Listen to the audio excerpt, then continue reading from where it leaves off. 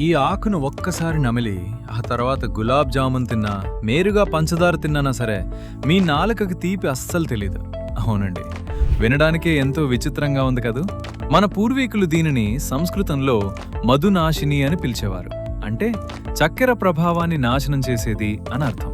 Diabetes వల్ల శరీరానికి కలిగే దీర్ఘకాలిక నష్టాలను తగ్గించడంలో సహాయపడే ఒక అద్భుతమైన ఔషధంగా దీనిని చాలామంది చావును ఆపగలిగే తీగ అని కూడా పిలుస్తుంటారు. మన ఆయుర్వేదంలో ఎంతో ప్రసిద్ధి చెందిన పొడపత్రి. దీనిని ఇంగ్లీష్లో జిమ్నెమా సిల్వెస్ట్రే అంటారు. అసలు ఈ ఆకు నమిలితే తీపి ఎందుకు తెలీదు?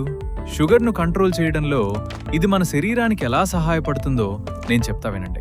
ఈ పొడపత్రి ఆకుల్లో జిమ్నమిక్ యాసిడ్ అనే ఒక అరుదైన సహజ సమ్మేళనం ఉంటుంది. మనం ఈ ఆకును నమిలినప్పుడు ఈ యాసిడ్ మన నాలుకపై ఉండే తీపిని గుర్తించే గ్రాహకాలను తాత్కాలికంగా బ్లాక్ చేసేస్తుంది.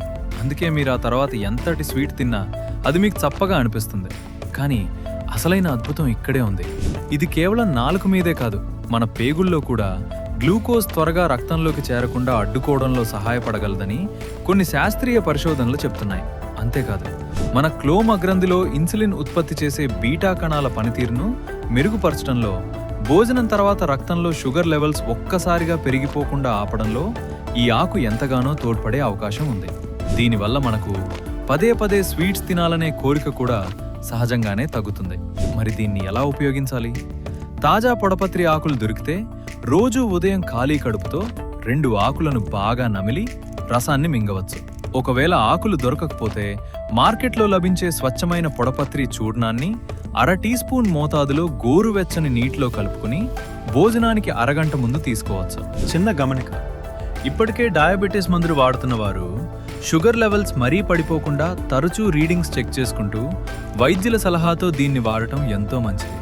ప్రకృతి మన నేల మీదే అందించిన ఈ పొడపత్రి తీగ మన ఆరోగ్యానికి ఎంతో మేలు చేయగలదు. ఈ సమాచారం మీకు నచ్చినట్లయితే లైక్ చేయండి. మీ కుటుంబ సభ్యులకు, స్నేహితులకు తప్పకుండా షేర్ చేయండి. మరిన్ని ఇలాంటి న్యాచురల్ క్యూర్ విషయాల కోసం మన ఛానల్ని ఇప్పుడే సబ్స్క్రైబ్ చేసుకోండి. ధన్యవాదాలు.